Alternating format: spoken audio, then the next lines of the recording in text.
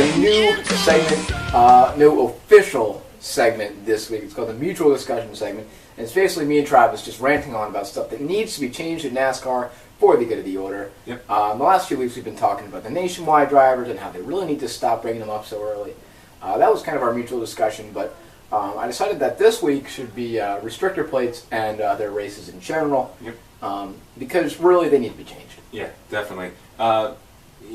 We're so accustomed now to new NASCAR fans of very boring Talladega and Daytona races, and that isn't Talladega or Daytona. No, they're supposed to be the most exciting races on the schedule, and they're not. Exactly. I was a proponent for the 2011 system with the buddy system. I know there aren't a lot of people that are fans of it. No. You're not a huge fan of it. Not a huge fan, but it's better than what we have now. And I agree with you to the extent that during the race that does get extremely boring, but the best finishes ever at Daytona and Talladega came in 2011 with this similar system.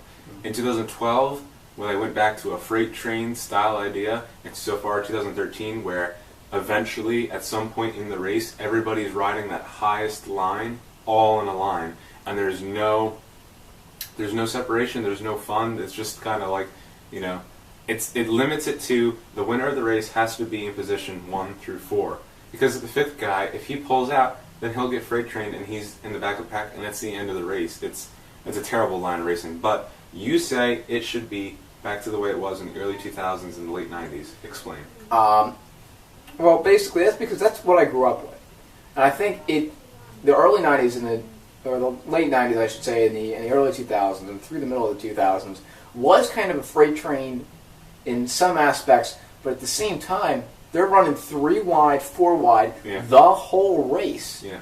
There was constantly people in the lead. Someone could pull out, that whole line could go. You would never know. But now you get people running in one line, like you said, across the whole racetrack for 300 laps. It's not exciting. It's not exciting at all. It's super predictable. And if there's one thing that non-NASCAR fans know or NASCAR fans know, is that Daytona and Talladega should not be predictable. No, they're very important races.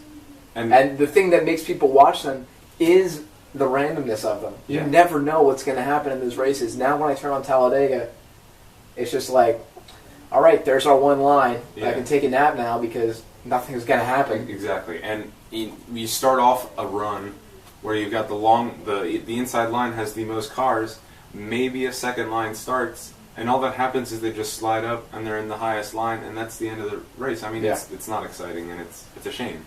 No. But yeah, I do get your point with the tandem.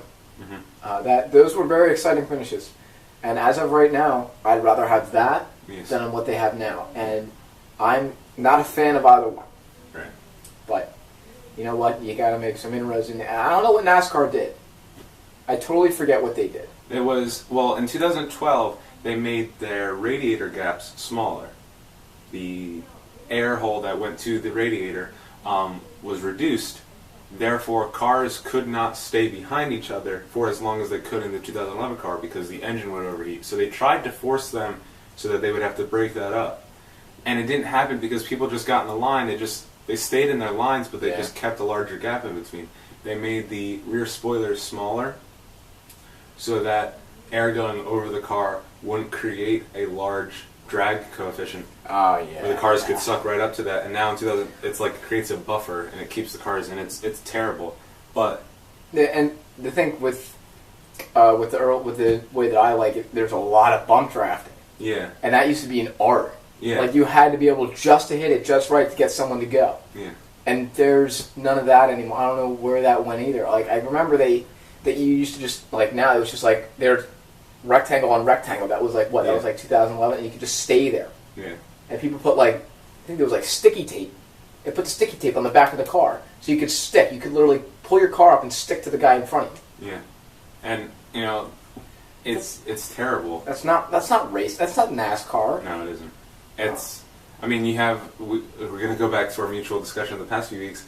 Rookies used to get a lot of experience from Daytona and Talladega, and now all they're learning is that, hey, kid, better hope you're there at the end, because if you are, that's when you've got your shot, and that's it. Yeah, I mean, you might as well just quit the race if you're anywhere between 5th to 43rd, because there's no way you're going to win. And drivers, they'll just drive around the track, just, coasting around, maybe something happens, maybe it doesn't. Whereas, even in 2011, drivers were competitive. And I have one solution to this, and I think it's what they should go forward with. I think NASCAR has the funds to do it. I don't think it's out of their reach. And I think they should take the restrictor plates off the cars. And I have to agree that it has created awesome racing in the past. But I think if you took the plates off the cars, let them go full out, move the stands back if safety's the issue, like that's what you're worried about, you would have phenomenal racing there. And it's almost a bizarre thought to think of cars going around Talladega without a restrictor plate. Yeah, and the funds thing is definitely the biggest issue there. Yeah, they could do it. They could do it. Definitely. Would the drivers want to do? Would they be happy about that? I say we'd be all for it.